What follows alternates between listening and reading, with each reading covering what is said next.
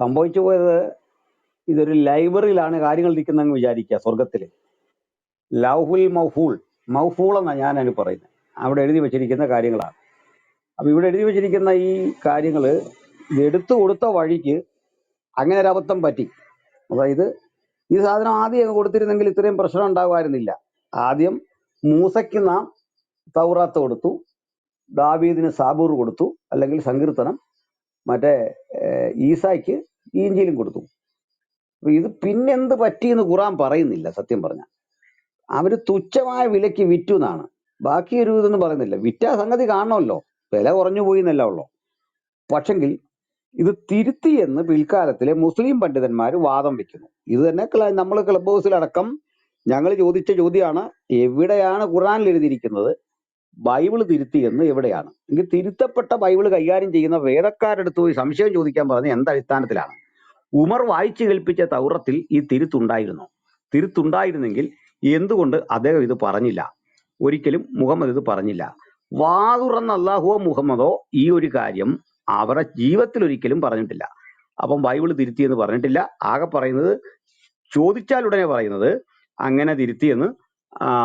എന്താ പറയുന്നത്, കുറെ വാക്യങ്ങളൊക്കെ എടുത്ത് അവർക്ക് മനസ്സിലാകാത്ത കുറെ വാക്യങ്ങൾ എടുത്ത് പ്രയോഗിക്കും. പക്ഷെ മുഹമ്മദ് ഈ വാക്യം കണ്ടില്ലേ, അല്ലെ അള്ളാഹു കണ്ടില്ലേ? നിങ്ങൾ ഇന്ന് ഉപയോഗിക്കുന്ന പോലെ വാക്യങ്ങളുണ്ട്. ആ വാക്യങ്ങൾ, ബൈബിളിലെ വാക്യങ്ങൾ എടുത്തിട്ട് നിങ്ങൾ ഈ കാണിക്കുന്ന തരത്തിൽ ഒരു വ്യാഖ്യാനം നടത്താനുള്ള ത്രാണി അള്ളാഹുവിനില്ലായിരുന്നു. ഇനിയും വേറൊരു ചോദ്യങ്ങൾ ഉയർത്തിരുന്നുണ്ട്. ഒരു സൃഷ്ടാവ്, ഒരു പ്രപഞ്ചനാഥൻ, അദ്ദേഹം കൊടുത്ത ഒരു സന്ദേശം മനുഷ്യൻ കൈകാര്യം ചെയ്തിട്ട് മനുഷ്യൻ തിരുത്തുക. അപ്പൊ നിങ്ങൾ ആലോചിച്ച് നോക്ക്, നമുക്ക് ദുർബലനായ ഒരു പോസ്റ്റ്മാനെ ചിന്തിക്കാം. പോസ്റ്റ്മാന്റെ പക്കലേക്ക് ഒരു എഴുത്ത് കൊടുത്തു വിടുന്നു, വരുന്ന വഴിക്ക് പോസ്റ്റ്മാൻ അത് തിരുത്തുന്നു, അല്ലെങ്കിൽ അതിന്റെ വായിക്കേണ്ട ആളുകൾ എവിടെങ്കിലും ഇടനില നിന്ന് തിരുത്തുന്നു. ഇത് നോക്കി നിൽക്കാൻ ഡിപ്പാർട്ട്മെന്റിന് തയ്യാറാകുമോ? പോസ്റ്റ്മാന്റെ ജീവിതം പോയില്ലേ? അല്ലെങ്കിൽ ഇവിടെ കൊണ്ട് തന്ന മനുഷ്യന്റെ ജീവിതം പോയില്ലേ? അവനകത്ത് അവനെ ഇടും, വലിയ പീഡയിലൂടെ കടത്തിവിടും. ഇതിലും ചെറിയ കുറ്റത്തിന് ഗുരുതര ശിക്ഷ വിധിക്കുന്ന അള്ളാഹു, പട്ടിയെ വളർത്തുന്നതിന് വരെ ശിക്ഷ കൊടുക്കുന്ന അള്ളാഹു, സ്വന്തം പ്രമാണം തിരുത്തുന്ന മനുഷ്യന് ഇത് തിരുത്തുന്ന കണ്ടിട്ട് അരുതെന്ന് പറയാൻ പോലും ത്രാണിയില്ല പോയല്ലോ. അതെന്താ കാര്യം? ഒന്ന് വിലക്കിക്കൂടായിരുന്നോ? നമ്മളെ ഇദ്ദേഹം പറയുന്ന പോലെ, ലോനപ്പൻ നമ്പാടം പറയുന്ന പോലെ, ഊമന്മാരായ മനുഷ്യരുടെ ഭാഷയിൽ ഒരു ആംഗ്യം കൊണ്ടെങ്കിലും വിലക്കണ്ടായിരുന്നോ? പ്രപഞ്ചനാഥൻ അതിനോട് വല്ല കാര്യമുണ്ടോ? മലക്കെവിടെ പോയി? സംരക്ഷക ദൂതന്മാരുടെ പോയി? പുരുഷൻ സ്ത്രീയും തമ്മിൽ കുടുംബജീവിതം ആചരിക്കുന്നത് പോലും ഒളിഞ്ഞു നോക്കുന്ന ആളാണ് ഈ ദൂതന്മാര്. അന്നേരം പറയുന്നുണ്ട്, ദൂതൻ വരുന്നു, അതുകൊണ്ട് ഇങ്ങനെ വേണം. കക്കൂസി വരെ നിൽക്കുന്ന ദൂതന്മാരുണ്ടെന്നാണ് ഉസ്താദുമാര് പറയുന്നത്. അതുകൊണ്ട് ദിക്റത്ത് ചൊല്ലിക്കൊണ്ട് ഇടത്തെ കാല് കുത്തി കക്കൂസി കയറണമെന്ന് അവിടെ ഇരിക്കാൻ വരെ, കക്കൂസിൽ ഇരിക്കാൻ വരെ പ്രമാണം ഉണ്ടാക്കിയ ദൂതനും മലക്കുകൾക്കും അള്ളാഹുവിനും അറിയത്തില്ലേ? പ്രമാണം തിരുത്തുമ്പോൾ അതിനെ ഒന്ന് അതിജീവിക്കാൻ ഒരു ഷോർട്ട് കട്ട്, ഒരു പോംവഴി ഒന്ന് നിർദ്ദേശിക്കാൻ ത്രാണിയില്ലാത്ത ആളിനാണോ ഈ 5 നേരം നിസ്കരിക്കാൻ ഈ കക്ഷികൾ പോന്നെ? ഞങ്ങളോട് പറഞ്ഞില്ലേ, ലോജിക്കില്ലാതെ ഞങ്ങൾ സംസാരിക്കുന്നത്. ഇതിനൊക്കെ മറുപടി പറഞ്ഞിട്ട് സുഹൃത്തുക്കളെ, ചുമ്മാതെ അതും ഇതും വിളിച്ചു പറയാതെ, വെറുതെ കമന്റുകൾ ഇടാതെ. അപ്പോ പ്രമാണം തിരുത്തി തെളിവുണ്ട് ഇവിടെ വെച്ചിട്ട് പോകും. എന്ത് തെളിവ് വെക്കാനുള്ള? ഖുറാനിൽ തൊട്ടൊരു തെളിവ് തരാമോ? ഒരു തെളിവും തരാൻ പറ്റില്ല. ഇനി ഞാൻ തരാൻ തിരിച്ചൊരു തെളിവ് ഖുറാനിൽ തന്നെ. ഖുറാൻ 15 ഹിജ്ർ എന്ന് പറയാം, സൂറത്തുൽ ഹിജ്ർ വായിക്കണം. അതിന്റെ 91-ാമത്തെ വചനം, 90 മുതലുള്ള വചനം, ബിഫജ. അത് നമുക്ക് അല്പം കൂടെ പുറകോട്ടിറങ്ങിയാലേ നമുക്ക് അത് കാര്യമായിട്ട് മനസ്സിലാവുള്ളൂ. ഉറപ്പായി ഞാൻ വ്യക്തമായൊരു താക്കീതുകാരൻ തന്നെയാണ് എന്ന് നീ പറയുകയും ചെയ്യുക. 88 മുതൽ, അവരിൽ പല വിഭാഗങ്ങൾ നാം സുഖഭോഗം നൽകിയതിന്റെ നേർക്ക് നീ നിന്റെ ദൃഷ്ടികൾ നീട്ടിപ്പോകരുത്. അവരെപ്പറ്റി നീ വ്യസനിക്കേണ്ട. സത്യവിശ്വാസികൾക്ക് നീ നിന്റെ ചിറക് താഴ്ത്തി കൊടുക്കുക. ഉറപ്പായി ഞാൻ വ്യക്തമായൊരു താക്കീതുകാരൻ തന്നെയാണെന്ന് പറയുകയും ചെയ്യുക. വിഭജനം നടത്തിക്കളഞ്ഞവരുടെ മേൽ നാം ഇറക്കിയതുപോലെ തന്നെ, അതായത് ഖുറാനിനെ വ്യത്യസ്ത ഖണ്ഡങ്ങളാക്കി മാറ്റിയവരുടെ മേൽ. അപ്പൊ ഖുറാനെയാണ് സുഹൃത്തെ ആരാണ്ടെല്ലാം തിരുത്തിയേ. അപ്പൊ നോക്കണം, അള്ളാഹുവിന്റെ ഒരു ഗതിയുടെ, യാക്കോബ് പാഷ പറയുന്ന പോലെ ആ പഴയ നിയമം എല്ലാം തിരുത്തി, പുതിയ നിയമം തിരുത്തി, ഇതേ ഖുറാനെ വ്യത്യസ്ത ഖണ്ഡങ്ങളാക്കി ആൾക്കാർ തിരുത്തി. അപ്പൊ മൊത്തം അള്ളാഹുവിന്റെ ജീവിതം തന്നെ എന്തൊന്നായി തിരുത്തെന്ന് പറഞ്ഞ് പോവാണ്. അപ്പൊ ബാക്കി നമ്മൾ ഇല്ലാത്ത വചനം പറഞ്ഞല്ലോ, അള്ളാഹു എങ്ങും പഴയ നിയമം തിരുത്തിയെന്നോ ഇഞ്ചിയിൽ തിരുത്തിയെന്നോ ഒന്നും പരാതി പറഞ്ഞിട്ടില്ല. അത് എം അക്ബറും സാക്കിർ നായിക്കും നവ ഇസ്ലാമിക പണ്ഡിതന്മാരുടെ അഭിപ്രായമാണ് ഈ തിരുത്തിയെന്ന്. ഇല്ലെങ്കിൽ അവർ കിതാബിൽ തെളിവ് തന്നാൽ മതി, റഫറൻസ് വെച്ച് കഴിഞ്ഞാൽ ഞങ്ങൾക്ക് വിഷയമില്ല. അപ്പോ തുച്ഛമായ വിലയ്ക്ക് വിറ്റു എന്ന് പറഞ്ഞാൽ തിരുത്തി എന്നൊരു അർത്ഥമില്ല, ലോകത്തൊരു ഡിക്ഷണറിയിലും ഇല്ല. നമുക്ക് വേണ്ടത് തെളിവാണ്. ഇതേ വിധത്തിൽ ഈ ഖുറാനിനെ വ്യത്യസ്ത ഖണ്ഡങ്ങളാക്കി മാറ്റിയെന്ന് ഹിജ്ർ എന്ന് പറയുന്ന സൂറത്തുൽ ഹിജ്ർ, അതായത് 15-ാമത്തെ അധ്യായം 91-ാമത്തെ വചനത്തിൽ കിടക്കുക. ഖുറാനിനെ വ്യത്യസ്ത ഖണ്ഡങ്ങളാക്കി മാറ്റി. ആരാണിത് മാറ്റിയെന്ന് അള്ളാഹു വാതുറന്ന് പറഞ്ഞാട്ടെ. ചുരുക്കി പറഞ്ഞ് ഇതും പരാജയപ്പെട്ടില്ലേ? അള്ളാഹുവിന്റെ ശ്രമങ്ങളെല്ലാം പരാജയപ്പെട്ടു അങ്ങനെയാണെങ്കിൽ. അപ്പൊ അള്ളാഹു പറയാത്തത് അള്ളാഹുവിന്റെ നാമത്തിൽ അള്ളാഹുവിന്റെ നാമത്തിൽ പറഞ്ഞാല് അവൻ നാഡീഞരമ്പുകൾ പൊട്ടി മരിക്കുമെന്നാണ്. ഇപ്പൊ ഇന്നത്തെ മുസ്ലിം പണ്ഡിതന്മാർ നാഡീഞരമ്പ് പൊട്ടി മരിക്കാത്തത് അള്ളാഹുവിന് പവറില്ല അതുകൊണ്ടാണ്. കാരണം അള്ളാഹു തന്നെയാ പഠിപ്പിച്ചത്, അള്ളാഹുവിന്റെ നാമത്തിൽ ഒരുത്തൻ കള്ളം പ്രവചിച്ചാൽ, കള്ളം പറഞ്ഞാൽ, വിശദീകരിച്ചാൽ സംഭവിക്കുന്നത് അവന്റെ നാഡീഞരമ്പ് പൊട്ടി ആള് മരിക്കും. ഇന്ന് എം അക്ബറും മുജാഹിദ് ബാലുശ്ശേരിയും മുഴുവൻ ദാവാ പണ്ഡിതന്മാരും പറയുന്നത് ബൈബിള് തിരുത്തി, ക്രൈസ്തവൻ തിരുത്തി, യഹൂദന്മാര് തിരുത്തി എന്നാണ് പറയുന്നതെങ്കിൽ അള്ളാഹു പറയുന്നില്ലിത്, മുഹമ്മദും പറയുന്നില്ലിത്. ബൈബിളിലെ കുറെ വചനം എടുത്തിട്ട് അങ്ങോട്ടും ഇങ്ങോട്ടും അറിയാത്ത വിധത്തിൽ വ്യാഖ്യാനിച്ചിട്ട് അള്ളാഹുവോ മുഹമ്മദോ പറയാത്തത് ഇക്കൂട്ടർ അള്ളാഹുവിന്റെ നാമത്തിൽ പറയുന്നു, എന്നിട്ട് നാഡീഞരമ്പ് പൊട്ടുന്നില്ല. അതിന്റെ അർത്ഥം അള്ളാഹുവിന്റെ ഇത്തരം കാര്യങ്ങളൊക്കെ യാതൊരു ഇല്ലാത്ത കാലണക്കാശിന് വിലയില്ലാത്ത കാര്യമാണെന്നാണ് ഇതിൽ നിന്ന് തെളിയുന്നത്. ഇനി 50,000 കൊല്ലം മുമ്പ് ഇതൊക്കെ സ്വർഗത്തിൽ പലകത്തിൽ എഴുതി വെച്ച സാധനം നിലനിൽക്കെ മറ്റു 2 ആദ്യം ഇറക്കി വിട്ടിട്ട് അള്ളാഹു ചെയ്തിനകത്തൊരു ചെറിയ ശരി ഉണ്ട് സാറേ. എന്താന്ന് വെച്ചാൽ ആദ്യത്തെ 2 ടെസ്റ്റ് ഡോസ് കൊടുത്താ മനുഷ്യൻ തിരുത്തുവോ എന്നറിയാൻ. അപ്പോ നവരുടെ ഭാഷയിൽ തന്നെ പറഞ്ഞ മനുഷ്യൻ തിരുത്തിയപ്പോൾ 50,000 വർഷം പഴക്കമുള്ള ആ പഴയ സാധനം എടുത്തുകൊണ്ട് വന്നു. നമ്മുടെ പുരാവസ്തു വകുപ്പിന്റെ കീഴിൽ സ്വർഗത്തിൽ സൂക്ഷിച്ചിരിക്കുന്ന സ്വർഗത്തിലെ പുരാവസ്തുക്കളിൽ ഏറ്റവും പഴയതെന്ന് പറയുന്ന ഒരു ഗ്രന്ഥം പുറത്തെടുത്തു. അത് കൊണ്ടുവന്നപ്പോണ്ട് അതും അങ്ങ് തിരുത്തി വചനം 91. ഇതാണ് വാസ്തവത്തിൽ സംഭവിച്ചത്. അപ്പോൾ ആദ്യത്തെ 2-3 തിരുത്തി, സാബൂറ്, ഇഞ്ചില്, മറ്റേ ഇത് ടെസ്റ്റ് ഡോസ് കൊടുത്താണ്. നമ്മൾ ഈ ആന്റിബയോട്ടിക് ഒക്കെ കൊടുക്കുന്നതിന് മുമ്പ് ആദ്യം നമ്മുടെ തൊലിപ്പുറത്ത് ഒരു ചെറിയ ഇഞ്ചക്ഷൻ തരുമല്ലോ, എങ്ങനെയുണ്ട് രോഗി പ്രതികരിക്കുന്നത്, ശരീരം പ്രതികരിക്കുന്ന അറിയാൻ വേണ്ടി അള്ളാഹു ദാവൂദിന് സാബൂർ കൊടുത്തു, മൂസായിക്ക് നാം തൗറത്ത് കൊടുത്തു, ഈസായിക്ക് ഇഞ്ചിലും കൊടുത്തു. പക്ഷെ പിന്നീട് വന്നപ്പോൾ ആൾക്കാർ തിരുത്തിയെന്ന് കണ്ടപ്പോൾ ഒരു പുസ്തകം 50,000 വർഷം പഴക്കമുള്ള പുസ്തകം ആർക്കൈവ്സിൽ നിന്ന് എടുക്കുന്നു, അതുകൊണ്ട് കൊടുക്കുന്നു. അത് തന്നെ മേടിച്ചുകൊണ്ട് വരാൻ എന്തെല്ലാം പാടുപെട്ടു. ഖദീജ അനുഭവിച്ച ത്യാഗമൊക്കെ അതിന്റെ പിന്നിൽ ഖദീജോളജി എന്ന് പറഞ്ഞ് ഞങ്ങൾ പറയാറുണ്ട്. ഏതായാലും ഇങ്ങനെ കിട്ടിയ സാധനമാണ്. അങ്ങനെ കിട്ടിയപ്പോൾ വേണ്ടേ 15ന് 91 അനുസരിച്ച് അതും ആരോ വന്നിട്ട് ഖണ്ഡങ്ങളാക്കി അങ്ങ് മാറ്റി, പല ഖണ്ഡങ്ങളാക്കി മുറിച്ച് അവിടെ ഇട്ടു. ഉസ്മാനാണോ അല്ലെങ്കിൽ അബൂബക്കറാണോ, ഹഫ്സയുടെ ആടാണോ, ഹഫ്സ വളർത്തിയ ആടാണോ, ഏതായാലും ഒരു കാര്യം ഉറപ്പാ, ഇത് ഖണ്ഡങ്ങളാക്കി മാറ്റി എന്നുള്ള കാര്യത്തിൽ ഒരു തർക്കവും ഇല്ല. ഇതാണ് സംഭവിച്ചിട്ടുള്ളത്. മനസ്സിലായോ? നന്ദി പാസ്റ്റർ.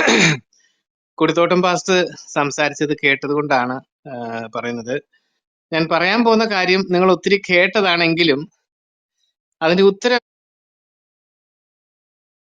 ഇതിന് ഒരു ഇസ്ലാമിക പണ്ഡിതൻ മഹബൂബ് പറഞ്ഞാൽ ഞങ്ങൾക്ക് കർശനമായുള്ള ഒരു നിർദ്ദേശം, നിങ്ങൾ ഇതിനെ അഭിസംബോധന ചെയ്യണം. അള്ളാഹു പറഞ്ഞുവോ മുഹമ്മദ് പറഞ്ഞുവോ, ഇത് രണ്ടും പറഞ്ഞതിനൊരു തെളിവ് തന്നിട്ട് നിങ്ങൾക്ക് നിങ്ങളുടെ വിശകലനത്തിൽ കിടക്കാം, ഒരു പ്രശ്നമില്ല. എൻ്റെ അറിവിൽ എവിടെയും അള്ളാഹു പറയുന്നില്ല, മുഹമ്മദ് എവിടെയും ബൈബിള് തിരുത്തി എന്ന് പറയുന്നില്ല. മാറ്റത്തിരുത്തൽക്ക് വിധേയമായി മനുഷ്യന്റെ കൈകടത്തൽ നടന്നു എന്ന പദപ്രയോഗം നമ്മൾ കേട്ടിട്ടുള്ളത് ദാവാ പ്രഭാഷകരുടെ പക്കൽ നിന്നാണ്. ഇതിന്റെ ഒരു കാര്യം കൂടെ ഞാൻ പറയാം. ഇത് എങ്ങനെ ഉണ്ടായി എന്ന് പറഞ്ഞാൽ ഒരു 8-ാം നൂറ്റാണ്ട് 9-ാം നൂറ്റാണ്ട് കൂടിയാണ് ഇങ്ങനൊരു വാദം വരുന്നത്. അതിന്റെ വിഷയം ഈ ബൈബിളും അതുപോലെ തന്നെ ഖുർആന്റെ ചിന്താധാരകളും തമ്മിലുള്ള ചില പഠനങ്ങളും ചില താരതമ്യങ്ങൾക്കുമൊക്കെ അവസരമുണ്ടായി. അതിന് ഏറ്റവും വലിയൊരു സാഹചര്യം എന്ന് പറയുന്നത് ഈ പേർഷ്യയില് അല്ലെങ്കിൽ ഇറാനില് ഉണ്ടായിരുന്ന ഒരു മാനി എന്ന് പേരായ ഒരു ചിന്തകനുണ്ട്. ഈ മാനി ക്ലെയിം ചെയ്തിരുന്നു അയാൾ പരിശുദ്ധാത്മാവാണെന്ന് ക്ലെയിം ചെയ്തിരുന്നു. മാനി ഒരു ഭക്തനായ മനുഷ്യനായിരുന്നു. പിന്നീട് അദ്ദേഹം സ്വയം പരിശുദ്ധാത്മാവാണെന്ന് ക്ലെയിം ചെയ്ത് ഒരു കൾട്ട് ആയിട്ട് മാറി. അദ്ദേഹം മുഹമ്മദിനെ പോലൊന്നുമല്ല, വലിയ ധാർമ്മിക ജീവിതത്തിന് വില കൊടുത്ത ഒരു സന്യാസി വര്യനായിരുന്നു. പക്ഷെ അദ്ദേഹം പിന്നെ പറഞ്ഞു, യേശുവിന്റെ മറിയത്തിന്റെ മകനിൽ ഈ ദൈവപുത്രൻ ജഡപ്രവേശം ചെയ്ത പോലെ പരിശുദ്ധാത്മാവ് ജഡത്തിൽ വന്നത് മാനിയാണ് എന്ന് പറഞ്ഞു. ഈ മാനിയുടെ വിശുദ്ധ ജീവിതവും വളരെ സൗമ്യനും ഒക്കെ ഒരു മനുഷ്യനായതുകൊണ്ട് അദ്ദേഹത്തിന്റെ വാക്കുകൾ വിശ്വസിച്ചൊരു വലിയ ജനാവലി ഈ പേർഷ്യയില് മാനിയെ അനുഗമിച്ചു. അവരെ മാനിക്കേനിസ്റ്റുകൾ എന്നാണ് ചരിത്രത്തിൽ പറയുന്നത്. ഈ മാനിക്കേനിസ്റ്റുകളുടെ ഒരു കുരിശാണ് ഈ പ്രാവ് തലകീഴായി കിടക്കുന്ന ഒരു ക്രൂശ് നമ്മൾ കണ്ടിട്ടുണ്ടാവും. അതിന്റെ സൈഡ്, കുരിശിന്റെ സൈഡൊക്കെ ശരിക്കും 90 ഡിഗ്രി തിരികല്ല ചെയ്യുന്നത്. അതിനുള്ള ഈ ഗ്ലാവറിന്റെ ഒരു ഷേപ്പിൽ ഉള്ള കുരിശ് മാനിക്കേൻ കുരിശാണ്. അപ്പൊ ഈ പള്ളികളിലൊക്കെ, ചില പള്ളികളിൽ, പക്ഷേ ക്നാനയ ചർച്ചുകളിലൊക്കെ ഇത് കാണാനായിട്ട് പറ്റും. അപ്പൊ ഈ മാനിയുടെ ആളുകള് വളരെ പ്രബലരായിരുന്ന ഒരു സമയത്താണ് ഇസ്ലാം അവിടേക്ക് പ്രവേശിക്കുന്നത്. അപ്പൊ ഇസ്ലാമിന്റെ അവകാശവാദം മുഹമ്മദ് എന്ന് പറയുന്നത് യേശു പഠിപ്പിച്ച പാരാക്ലിറ്റോസ് പരിശുദ്ധാത്മാവാണ്, എനിക്ക് ശേഷം ഞാനൊരു കാര്യസ്ഥനെ അയക്കും, ആ കാര്യസ്ഥൻ ആകുന്ന പരിശുദ്ധാത്മാവ് നിങ്ങളെ സകല സത്യത്തിലും വഴി നടത്തും. ഇതാണ് വാദം. ഇതാണ് പറഞ്ഞത്. അപ്പൊ ഈ മുഹമ്മദ് ഇതാണെന്ന് പറഞ്ഞു. അപ്പൊ മുഹമ്മദ് ഇതാണെന്ന് പറഞ്ഞിട്ട് ക്രിസ്തുവിന് 300 കൊല്ലം മുമ്പേ ഇങ്ങനെ മാനി എന്ന് പറഞ്ഞ ഒരാൾ ക്ലെയിം ചെയ്തിട്ടുണ്ട്.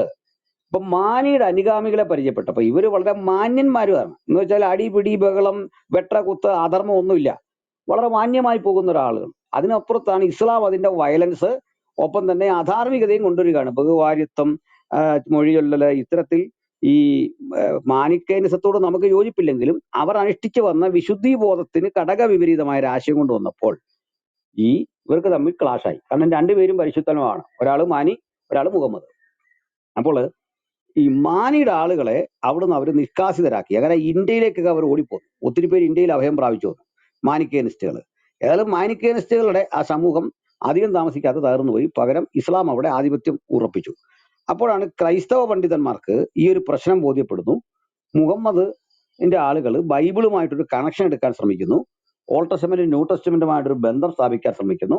അപ്പോൾ അന്നത്തെ ചർച്ചകളും ഡിബേറ്റുകളും ശക്തിപ്പെട്ടപ്പോൾ ഈ കൃത്യമായി തന്നെ നമ്മുടെ ചിന്തകന്മാർ, ബൈബിൾ പണ്ഡിതന്മാർ ഉയർത്തിയ ചോദ്യങ്ങളായിരുന്നു ഇത്. നിങ്ങൾ പറയുന്നത് ബൈബിളിൽ പറയുന്ന ഈ വാക്കുകൾ മുഹമ്മദിന്റെ ക്ലെയിമിലുണ്ടോ? മുഹമ്മദ് ഇങ്ങനെ പറഞ്ഞുവോ? അപ്പൊ ഉത്തരം ഇല്ലെന്ന് തന്നെയാണ്. കാരണം എങ്ങും പറഞ്ഞിട്ടില്ല. മുഹമ്മദ് എവിടെ പറഞ്ഞേക്കുന്നത്? ഞാനാണ് യേശു ക്രിസ്തു പ്രവചിച്ച കാര്യസ്ഥനായ പരിശുദ്ധാത്മാവ് താനാണ് എന്ന് പറഞ്ഞിട്ടില്ല. എന്നാൽ യേശുവിന്റെ വചനങ്ങളിൽ കാണുന്നുണ്ട്, യോഹന്നാന്റെ വചനങ്ങളിൽ കാണുന്നുണ്ട്, സ്നാപകൻ തന്നെ പറയുന്നുണ്ട്, ഞാൻ മശികയല്ല, എന്റെ പിന്നാലെ വരുന്നവനാണ് മശിക, ഞാന് മരുഭൂമിയിൽ വിളിച്ചു പറയുന്നവന്റെ വാക്കാണ്. ഇതുപോലെ മുഹമ്മദ് എവിടെയും പറഞ്ഞോ, ഞാന് യേശു പ്രവചിച്ച പരിശുദ്ധാത്മാവാണ്. അങ്ങനെ ഒരു വാക്കും മുഹമ്മദ് പറഞ്ഞിട്ടില്ല. ഇനി അടുത്തത്, മുഹമ്മദിന് യാക്കോബ്, അബ്രഹാമിന്റെ ഇസാഖിന്റെ യാക്കോവിന്റെ ഒക്കെ അവരെ അയച്ച അതേ ദൈവം അയത്താൽ അയച്ചു എന്നൊക്കെ പറയുന്നുണ്ട്. പക്ഷെ ലിറ്ററലി എങ്ങും മുഹമ്മദ് ഇത് പറയുന്നില്ല. പിന്നെ ആവർത്തന പുസ്തകം 18 പറയുന്ന പ്രകാരം എന്നെപ്പോലൊരു പ്രവാചകനെ ദൈവമായ കർത്താവ് നിങ്ങളുടെ സഹോദരന്മാരുടെ ഇടയിൽ നിന്ന് അവർക്ക് എഴുന്നേൽപ്പിച്ചു കൊടുക്കൂ എന്ന് പറയുന്നുണ്ട്. ഇത് മുഹമ്മദാണെന്ന് വാദിച്ചിരുന്നു. ഇതിനും തെളിവില്ല, മുഹമ്മദ് സമ്മതിച്ചിട്ടില്ല. അപ്പൊ ഒരു കാര്യം തെളിയിക്കണമെങ്കിൽ ഇതിന് കൃത്യം രേഖ വേണ്ടേ, റെഫറൻസ് വേണ്ടേ? ഇത് ഏതാണ്ട് 8-9 നൂറ്റാണ്ടൊക്കെ എത്തുമ്പോൾ ഇസ്ലാമിക പണ്ഡിതന്മാര് ഈ രണ്ട് വാദങ്ങൾക്ക് വേണ്ടത്ര ഓട്ടമില്ല, അത് സ്വീകരിക്കാൻ കഴിയാതെ കുറെ കൂടി ക്രൈസ്തവ പണ്ഡിതന്മാരുടെ ലോകം ശക്തമാണെന്നറിഞ്ഞപ്പോൾ ബൈബിളിൽ മുഹമ്മദിനെ പറ്റി ഉണ്ടെന്നും മുഹമ്മദ് എന്താ പറയുക അന്ത്യപ്രവാചകനാണെന്നും ഒക്കെ വരുത്തി തീർക്കാൻ വേണ്ടി, പിന്നെ യേശുവിന്റെ വ്യക്തിത്വത്തിന്റെ മുമ്പിൽ മുഹമ്മദിനെ തുലനം ചെയ്തിട്ട് ഒരു വിധത്തിലും അത് തെളിയിക്കാൻ പറ്റുന്നില്ല. അപ്പോ അന്ത്യപ്രവാചകന്, ഒരു പ്രവാചകന് വേണ്ട മാന്യതയോ ധാർമ്മിക വിശുദ്ധിയോ ഇല്ലാതെ വന്നപ്പോൾ അവര് പിന്നെ ചെയ്യാൻ പറ്റിയൊരു കാര്യം ബൈബിൾ എന്ന ടെക്സ്റ്റിനെ ആക്രമിക്കുക എന്ന ഒരു ലക്ഷ്യത്തിലേക്ക് എത്തി. അപ്പൊ ആ ടെക്സ്റ്റിനെ ആക്രമിക്കുന്നതിന്റെ ഭാഗമായിട്ട് അവർ പറഞ്ഞതാണ് ബൈബിളിൽ തിരുത്തുണ്ട്, ബൈബിളിൽ മാറ്റത്തിരുത്തലുണ്ട്, മനുഷ്യന്റെ കൈകടത്തലുണ്ട്. അങ്ങനെയെങ്കിൽ ഇത് മുഹമ്മദിന് മുമ്പായിരിക്കുമോ പിമ്പായിരിക്കുമോ? മുഹമ്മദിന് മുമ്പാണെങ്കിൽ മുഹമ്മദാണ് ഇത് പറയേണ്ട ആൾ. മുഹമ്മദ് എങ്ങും പറയുന്നില്ല. ആകെ കൂടിയുള്ള പരാമർശം അവർ തുച്ഛമായ വിലയ്ക്ക് വിറ്റ് കളഞ്ഞു. തുച്ഛമായ വിലയ്ക്ക് വിറ്റ് കളഞ്ഞത് തെറ്റാണെങ്കിൽ ഇച്ചിരി വില കൂട്ടി വിറ്റാൽ പോരെ, പ്രശ്നം തീർന്നു. അല്ലെ അതിന് ഗൗരവത്തിലെടുത്തില്ലെന്നൊക്കെ ഒരു അർത്ഥം വേണം എടുത്താൽ മതി. തിരുത്തി എന്ന് പറഞ്ഞാൽ അതിൽ ചില അസ്വാഭാവികതകളുണ്ട്. അതിന്റെ കാര്യങ്ങൾ ഒരു ഇസ്ലാമിക പണ്ഡിതനും പറയാൻ കഴിയാത്ത മറുപടി പറയാൻ കഴിയാത്ത പോയിന്റാണ് ഞാൻ വെക്കുന്നത്, ശ്രദ്ധിക്കണം. യേശു ക്രിസ്തുവിന് മുമ്പ് തന്നെ ബൈബിളില് എബ്രായ ഭാഷയിലെ ബൈബിളുണ്ട്, അതിന് ഗ്രീക്ക് ഭാഷയിലെ മൊഴി മാറ്റിയെടുത്ത തർജ്ജമയുണ്ട്. ആ തർജ്ജമയാണ് നിങ്ങളും ഞാനും അറിയുന്ന LXS എന്ന സെപ്റ്റുവജന്റ്. അലക്സാണ്ട്രിയയിലെ ലൈബ്രറിയിൽ ഉണ്ടായിരുന്നു അതിന്റെ തുകൽ ചുരുളുകൾ. അപ്പോൾ LXS എന്ന് പറയുന്ന സെപ്റ്റുവജന്റ് എന്ന് പറയുന്ന ഗ്രീക്ക് പരിഭാഷ ഓൾഡ് ടെസ്റ്റമെന്റിലുണ്ട്. ഒരു പുസ്തകം പരിഭാഷപ്പെടുത്തുന്നതോടുകൂടി ഈ പുസ്തകത്തിന് കൂടുതൽ ജനങ്ങളിലേക്ക് വായിക്കാനുള്ള സ്വീകാര്യത വരും. മാത്രമല്ല ഒരു പുസ്തകം അതിന്റെ രൂപം അത് എഴുതിയ ആളിൽ നിന്ന് കോപ്പികൾ കൂടുതൽ വരുന്നതോടുകൂടി ഇത് സർക്കുലേറ്റ് ചെയ്യപ്പെടും. സർക്കുലേറ്റ് ചെയ്യപ്പെട്ട ഒരു കൃതി തിരുത്തുന്നത് എങ്ങനെയാണ്? അതുകൊണ്ടാണ് നമ്മൾ പ്രിന്റ് ചെയ്തൊരു പുസ്തകത്തിൽ തിരുത്തു വന്നാല്, പണ്ടൊക്കെ ആണെങ്കിൽ പുസ്തകത്തിന്റെ ഒടുവിൽ തിരുത്ത് ഏതെല്ലാമാണെന്ന് ഇങ്ങനെ കാട്ടും. നമ്മുടെ ആധാരം എഴുതിയാലും പറയുമല്ലോ, ഇതിന്റെ 16ാമത്തെ വരിയിൽ ഇന്ന തിരുത്തുണ്ട്, വെട്ടിത്തിരുത്തുണ്ട്, അവിടെ നമ്മളൊരു കൗണ്ടർ സൈൻ വിടണം. ഇങ്ങനെയാണ്. അങ്ങനെയെങ്കിൽ ഈ ബൈബിളിൽ തിരുത്തു വരുത്താൻ പറ്റുന്ന എങ്ങനെ? 1000 കോപ്പിയെങ്കിലും വിതരണം ചെയ്യപ്പെട്ടു എന്ന് വിചാരിക്കുക. 1000 കോപ്പി. ഞാനിത് പറയുന്നത് ഓൾഡ് ടെസ്റ്റമെന്റിന്റെ കാര്യം കേട്ടോ, ന്യൂ ടെസ്റ്റമെന്റ് അല്ല. യേശുവിന്റെ കാലത്ത് 1000 സെപ്റ്റുവജന്റ് ഉണ്ട്, അതിലേറെ ഉണ്ട്, അത് വേറൊരു കാര്യം. 1000 സെപ്റ്റുവജന്റും ഉണ്ട്. മറ്റേ ഹീബ്രു ബൈബിള് അതും 1000 എണ്ണമുണ്ട്. പെഷിത്ത ബൈബിള് അതുകൊണ്ട് എന്ന് കൂട്ടിക്കോ 1000. ഇതിലെവിടെ പോയി തിരുത്തും? എന്തിന് തിരുത്തണം? ഇനി തിരുത്താൻ പറ്റാത്ത ഒരു സാമൂഹിക സാഹചര്യം, ആരൊക്കെ തിരുത്തണം? യാക്കോബക്കാര് എന്ന് പറയുന്ന, അല്ലെങ്കിൽ ഓർത്തഡോക്സ് എന്ന് പറയുന്ന, കാത്തലിക്സ് എന്ന് പറയുന്ന കമ്മ്യൂണിറ്റികളാണെന്ന് പ്രബലമായിട്ടുള്ളത്. ഇതിൽ ആര് തിരുത്തും? ഇവര് തമ്മിൽ യോജിപ്പില്ല. പെൻഡാർക്കി, 5 പോപ്പുമാർ, 5 പാത്രിയാർക്കീസുമാർ തമ്മിൽ നല്ല അടിയാണ്. അതിൽ ഏത് പാത്രിയാർക്കീസാ ബൈബിൾ തിരുത്തുന്നത്? അല്ല എവിടുന്നാ തിരുത്താൻ പറ്റുന്നത്? അപ്പം മറ്റേ പുള്ളി സമ്മതിക്കുമോ? ഇനി ഓൾഡ് ടെസ്റ്റമെന്റ് അങ്ങ് തിരുത്തി, ക്രിസ്ത്യാനി സമ്മതിക്കുമോ? ഇനി ഓൾഡ് ടെസ്റ്റമെന്റ് ക്രിസ്ത്യാനി തിരുത്തിയാൽ ജൂതൻ സമ്മതിക്കുമോ? ജൂതന്റെ വേറെ പ്രതി കാണുകയല്ലേ. ഇനി ജൂതന്റെ കയ്യിലിരിക്കുന്ന ഇവർ പരസ്പര ശത്രുക്കളുവാ, ഓർത്തോണം. കൊല്ലാൻ വാതിൽ നടക്കുന്ന ശത്രുക്കളാണ്. അപ്പൊ ജൂതൻ തിരുത്തിയാൽ ക്രിസ്ത്യാനിയോ, ക്രിസ്ത്യാനി തിരുത്തിയാൽ ജൂതനോ സമ്മതിക്കുമോ? ഇനി ജൂതനിലെ ഒരു വിഭാഗം പരീശൻ തിരുത്തിയാൽ സദൂക്യൻ സമ്മതിക്കുമോ? സദൂക്യൻ തിരുത്തിയ, ചുരുക്കി പറഞ്ഞാൽ ഇതിന് ഒരിക്കലും ഇവർക്ക് പൂരിപ്പിക്കാൻ പറ്റില്ല. പിന്നെ പറയുന്നത് ഈ ലേറ്റർ ആഡിങ്സ് എന്ന് പറയുന്ന കുറെ കാര്യങ്ങളുണ്ട്, അതുപോലെ ഡിറ്റോഗ്രഫി ഉണ്ട്. അപ്പൊ ബൈബിളിൽ സംഭവിക്കാവുന്ന കുറെ തെറ്റുകളെ പറ്റി, പരിഭാഷയ്ക്ക് സംഭവിക്കാവുന്ന തെറ്റുകളെ പറ്റി ബൈബിൾ ചരിത്രത്തിൽ തന്നെ പരാമർശമുണ്ട്. ഡിറ്റോഗ്രാഫി, ടിറ്റോഗ്രാഫി, ഇന്റൻഷണൽ, നോൺ ഇന്റൻഷണൽ ഇറർ എന്നൊക്കെ പറഞ്ഞ കാര്യങ്ങളുണ്ട്. അത് എഴുതി വരുന്ന വഴിക്ക് സംഭവിക്കാവുന്ന ചില മിസ്റ്റേക്കുകളുണ്ട്. അതുപോലെ തന്നെ പരിഭാഷപ്പെടുത്തുമ്പോൾ ചില പദങ്ങൾ കിട്ടാതെ വരുമ്പോൾ തത്തുല്യ പദം വെക്കുമ്പോൾ പഴയ പദത്തിന്റെ ഗ്രാവിറ്റി കിട്ടാതെ പോകുന്ന അവസ്ഥകളുണ്ട്. ഇതൊക്കെ എടുത്താലും ശരിയർത്ഥം കണ്ടെത്താൻ തുലന പഠനം മതി, അല്ലെങ്കിൽ താരതമ്യ പഠനം മതി, ഈസി ആയിട്ട് കിട്ടും. അവിടെ ഒരു തെറ്റ് വരുത്തുമ്പോൾ എന്തെങ്കിലും ഒരു നേട്ടം വേണമല്ലോ. എന്ത് നേട്ടമാണ് ഉണ്ടാകുന്നത്?